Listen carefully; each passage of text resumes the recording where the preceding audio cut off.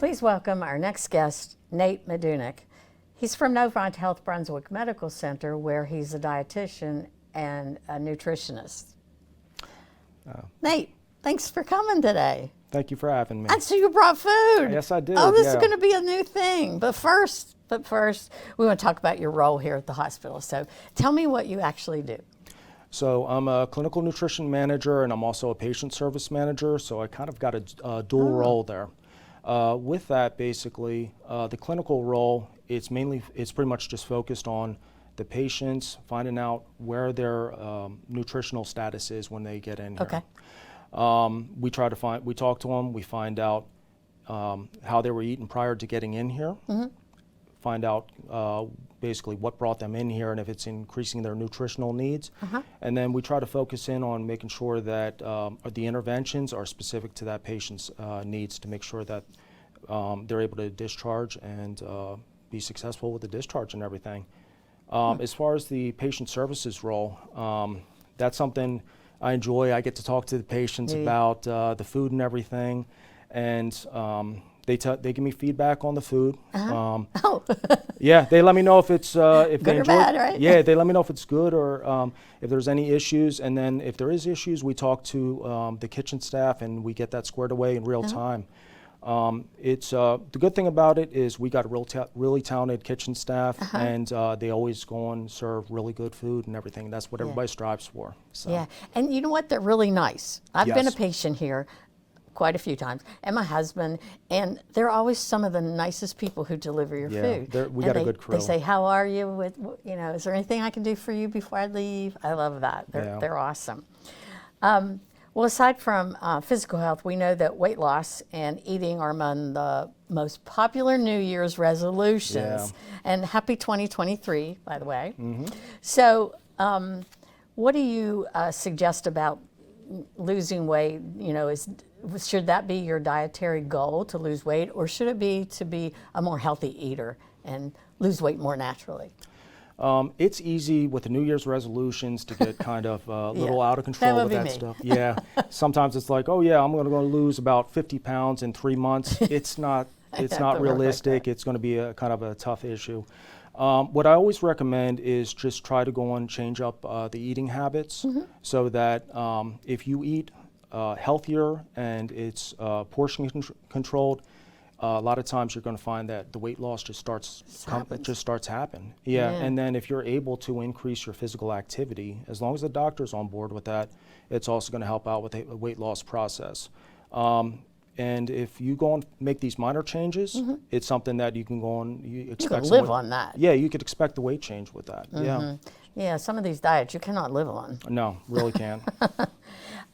Well, are we going to talk about this food here? Absolutely. Well, is this of like food groupings and things like that? Yeah, I wanted to go and show basically kind of portion control and what a balanced diet looks like.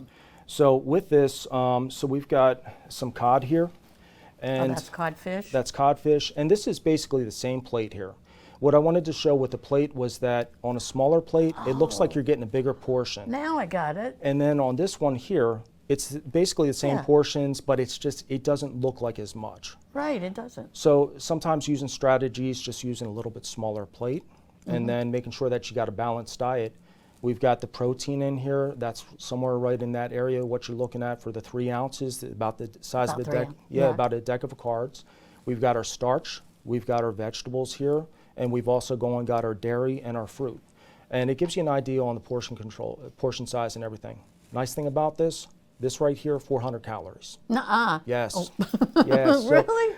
Yeah. So it's something that you can go and have a good meal, and it's something that you're still going to be able to lose weight. That's a lot of food. Yeah. Yeah, and it's healthy. It's good stuff to eat there. So. And it looks so pretty. But you're right about the size of the plate. That looks like something's missing. And this looks like a full plate that would more than fill me up. Yeah, any chef out there will tell you the first thing, you go and eat with your eyes first. And it's something that if you see a plate with a whole bunch of white on it and then just a little bit of food on there, you're going to feel hungry at the end. So, I'll be darned. Yeah. That is awesome. I can't get over that. That's a big big difference there. Yeah. When we talk about amounts of fruits or vegetables that we eat, that seems to be, it's hard to get all the vegetables in. It is, yeah. So are there any creative ways or strategies that we can use to include, to get more vegetables and fruits in? Sure. There's a lot of time I try to make it as convenient as possible. Yeah. And in this day and age, it's something that we've got all those convenience products. We do got the fresh fruits and vegetables. Sometimes it's kind of cost prohibitive. And it sometimes goes out of season. It's not at its best. Yeah, it doesn't taste as good as like in the summer. But what we can do, if you go over the freezer section, they've got all the fruits and vegetables over there. As far as with the vegetables, you want to go and make sure that you're avoiding the stuff that has the cheese sauces, the additional calories and stuff like that there, because that's the stuff we're trying to avoid. A lot of times it's something where you can just steam those products off and then go and add them to your meals whenever you're making up your dinner. It's a lot easier to go and have, like, instead of just like some plain rice and a piece of chicken on there, if you could go and throw some, steam some kale off and then have some peppers and onions, you're going to add a lot of flavor to it. You're getting your vegetables in there, and it's something that it's going to be a lot better meal that you're going to enjoy. Put a little sesame oil on top of there, just a little bit, and it's going to go and add a lot of flavor. It's good stuff. That's my favorite vegetable right there, broccoli. Broccoli? I love broccoli. Yeah, it's really good stuff, yeah. Yeah. Let's talk about a sweet tooth. You know, it's January, and we have eaten all these sweets and all this stuff. So many desserts. That's me. I love dessert. That's all I want to eat. So how much attention should we pay to sugar intake? Is that a... Yeah, it's something that those sugars and stuff like that, that is something that should be more of a treat. The concern is basically it's additional calories, a lot of them, and it's absorbed really fast. And basically, you're going to have to go and metabolize that stuff. So it's either you metabolize it or else you burn it, or else you start storing it. And yeah, you don't want to go. You don't want to get the gut too much. So yeah.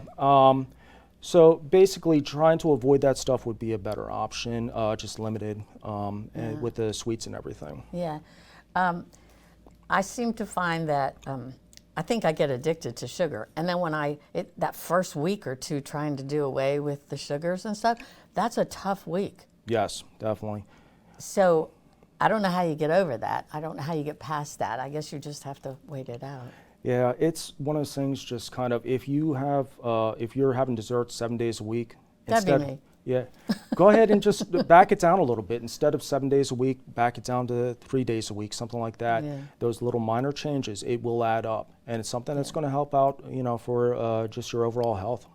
Well, it's funny, when I'm off of them and I eat like a piece of fruit or something, I go, this is so sweet. Why am I? But I don't realize that because I've been eating all this chocolate and, all that kind of stuff. So that's the hardest thing for me. And with Christmas and New Year's and all this, it's just, it's so available. Everybody's got it out there. So let's talk a little bit about diabetes and heart failure. So in terms of diet and what have you, with diabetes, what is a good rule of thumb? What should we be eating and not eating? Yeah, so basically with diabetes, it's something that you still want to have a balanced diet. You want to make sure that you have your starches. You're still allowed to have everything in moderation, but it's something that you want to go and make sure that it's just you're keeping your blood sugars under control. A lot of times people with diabetes, they check their sugars. They know exactly what the food's going to do to them. If it's something where it is a holiday or they're having a dessert, moderation on that stuff. Something where it's just, instead of having an entire piece of cheesecake, maybe have a bite or two or something like that. Yeah. Good information.